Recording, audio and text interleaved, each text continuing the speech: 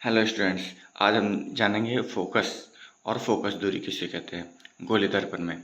तो गोलीय दर्पण हम दो तरह के पढ़ते हैं, अवतल दर्पण और उत्तल दर्पण।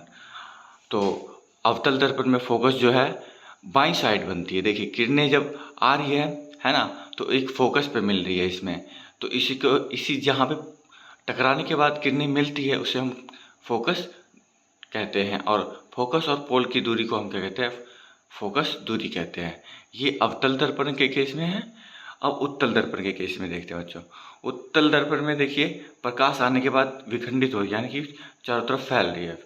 तो यहाँ पे फोकस दाईं साइड बनी है, तो यहाँ पे फोकस दाईं साइड बनी और फोकस और पोल की दूरी इस केस में भी हम फोकस और पोल की दूरी को हम फोकस दूरी कहेंगे। तो यहाँ पे फोकस दूरी की डेफिनेशन देख लेते हैं। और फोकस की, फोकस है वह बिंदु जहाँ पे प्रकाश किरणें मिलती है या मिलती हुई प्रतीत होती है। मिलती कहाँ पे है? अवतल दर्पण में। मिलती हुई प्रतीत कहाँ पे होती है? उत्तल दर्पण में।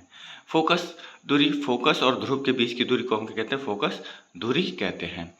आइए हम वक्रता त्रिज्या और फोकस दूरी के बीच संबंध देखते हैं। वक्रता त्रिज्या बराबर में होता है 2 इंटू फोकस दूरी। मान लेते हैं वक्रता त्रिज्या 20 सेंटीमीटर की है, तो फोकस दूरी कितनी हो जाएगी? 10 सेंटीमीटर की हो जाएगी।